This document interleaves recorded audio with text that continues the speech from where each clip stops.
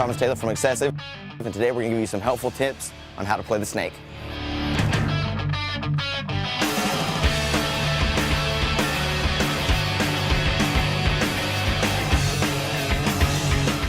Now, getting into a snake, it always depends on the field. Some fields you can go right in, other fields you have to bump.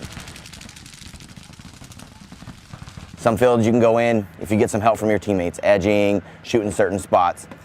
We're not going to go over that too much. We're actually going to go over, once you get into the snake, what you can do in it. For this particular snake, I'd say you come in real close, stay tight on that beam.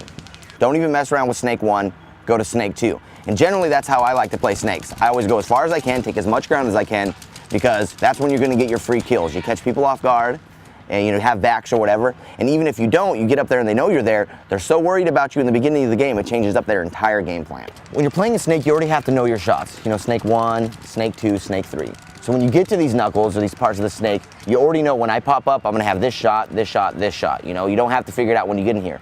On the flip side of that, you have to know who can shoot you. So if you're going to, say, snake 2, like on this field, as you're crawling up, what you need to be doing as you're crawling is looking up at that particular snake knuckle to see where the lines of paint are coming over the top of it. So if they're coming straight across the field, as we get up here, if you have paintballs coming straight across here, someone's already made it far up the field on the left side, like the other 30, the center 50 maybe. That's the kind of things you have to watch out for. But if you're crawling up, paintballs are coming straight in, you have someone on your side of the field. If you have paintballs coming along like this angle, it's probably just the back center still shooting at you. You want to be able to crawl and move up the snake while looking at those things already. You don't want to have to get here, get all set up, and then start checking for those lanes. That's part of knowing each knuckle, knowing who can shoot you, 3, 4 spots that can shoot at you. So if you see those lines of paint, you already know without even popping your head up, okay, there's a guy in the left 30, there's a guy in back center, there's a guy in the back right, and those are the things you can tell your other teammates or communicate with without ever even having to pop your head up over the snake and get shot. All right, so we know how to get into the snake. We've looked at the lanes, we know where our shots are at. Now it's producing those kills. There's a few different ways to do it. One, like I said, you catch them off guard, you go down the field farther than they think you're gonna go, you get a free kill back.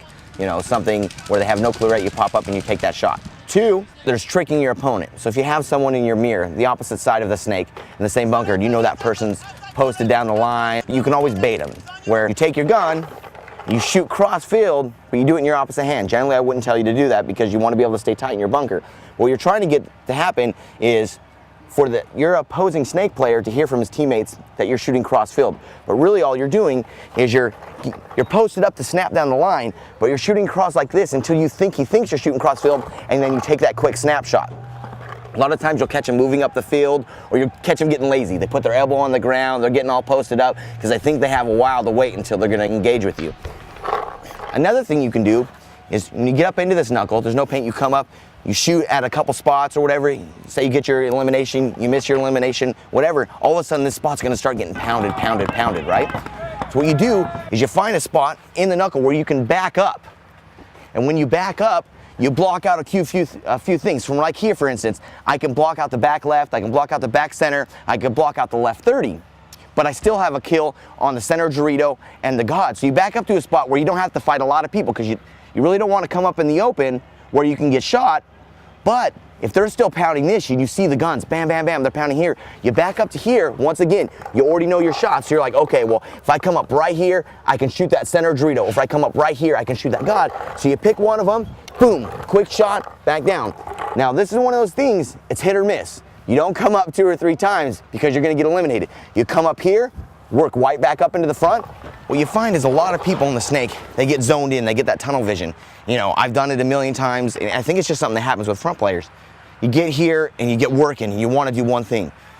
The real productive front players, the people that are going to help win or lose games, you're going to see them work the entire thing. Frontward, backwards, middle. Keep the opponents worried about them. That's key in producing well for your team. This is Thomas Taylor, your friendly neighborhood troll with Excessive, and you're watching ETV.